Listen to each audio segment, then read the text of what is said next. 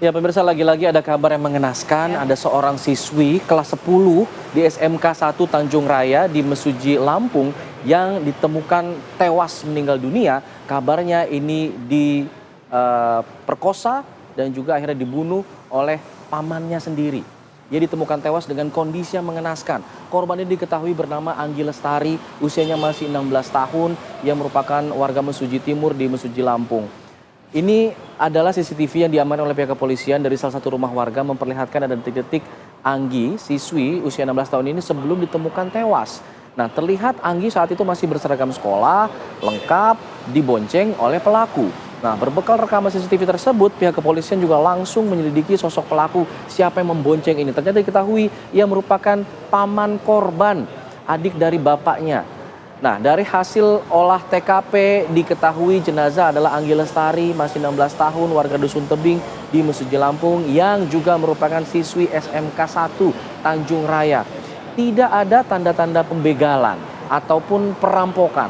Karena di lokasi penemuan jasad, semua harta milik korban ini ternyata masih utuh kecuali handphonenya. Saat ini juga masih belum ditemukan di sekitar lokasi penemuan jenazah.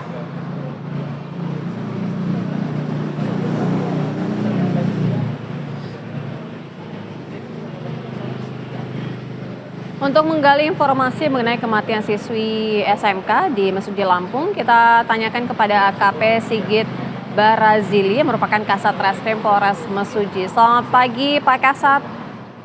Selamat pagi, Bu. Pak Kasat, untuk motif dari pembunuhan yang dilakukan oleh paman korban sendiri ini karena apa, Pak Kasat? Dari hasil pemeriksaan kita untuk tersangka mengakui bahwa motif dari tindak pidana yang terjadi yaitu motif ekonomi, yang bersangkutan sudah tidak memiliki rumah dan juga memang yang bersangkutan dibutuhkan untuk makan. Oke, awal mulanya bagaimana akhirnya korban bisa dibujuk ikut bersama dengan pelaku saat dibonceng, lalu kemudian akhirnya dilakukanlah terjadinya pembunuhan tersebut? Ya, dapat kami jelaskan sedikit kronologi, bahwasannya korban itu baru pulang dari sekolah, itu langsung bergerak menuju ke rumah. Namun di perjalanan yang bersangkutan bertemu dengan korban yang memang pada saat itu berada di jalur yang sama dengan korban. Nah, pada saat itu pelaku memang sebelumnya sudah mencoba untuk meminta menyetop mobil truk untuk menumpang untuk menuju ke daerah tujuan dari tersangka ini sendiri. Namun 2 kali mencoba untuk memberhentikan truk, tapi truk-truk itu tidak ada yang berkenan untuk memberi tumpangan. Kebetulan pada saat itu lewatlah korban yang mengenali tersangka. Dengan korban kemudian selanjutnya menawarkan tumpangan kepada tersangka yang kebetulan juga Uwa ini paman dari korban sendiri. Kemudian korban berhenti menawarkan tumpangan kepada tersangka. Tersangka pun saat itu juga langsung timbul niat melihat tas korban. Jadi pada saat baru naik dari kendaraan dari milik korban itu, korban kemudian dibonceng, kemudian timbullah di sana niat dari pelaku itu sendiri. Kemudian pelaku membawa korban,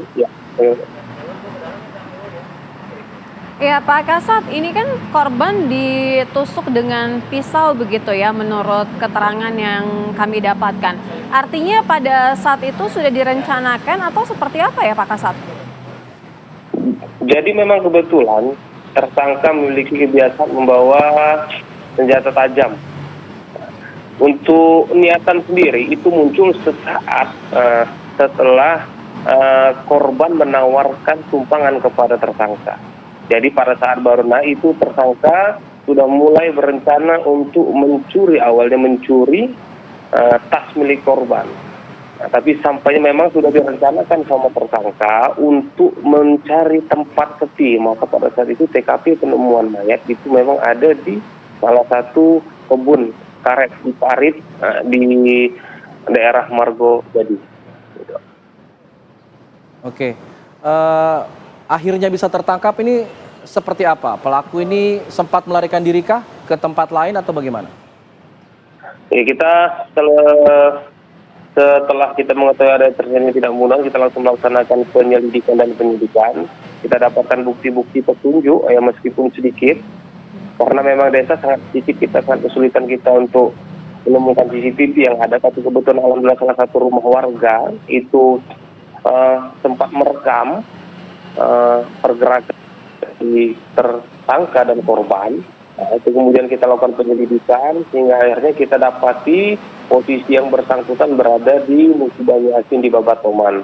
Nah, pada saat setelah melakukan pembunuhan, tersangka mengakui bahwasannya ia 8 hari itu bertahan hidup di kebun-kebun warga di dalam, karena menghindari pengejaran petugas. Selain itu juga ia bertahan hidup dengan memakan roti-roti yang sempat ia beli di toko-toko yang ada di sekitaran tempat dia bersembunyi. Baik, untuk hukuman sendiri bagi tersangka, Pak Kasat? Ya. Kita terapkan terhadap tersangka, kita terapkan pasal pembunuhan berencana atau pembunuhan, pembunuhan berencana dan subsidiar pembunuhan itu untuk ancaman maksimal sendiri itu ancaman hukuman mati dan penjara pidana seumur hidup. Kemudian juga kita latih yang bersangkutan juga dengan Undang-Undang 81 dengan pasal 81 ayat 3 Undang-Undang Perlindungan Anak dengan ancaman hukuman maksimal 20 tahun penjara. Baik, terima kasih Pak Sigit sudah bergabung sama kami di Apa Kabar Indonesia Pagi. Selamat pagi Pak. Selamat pagi.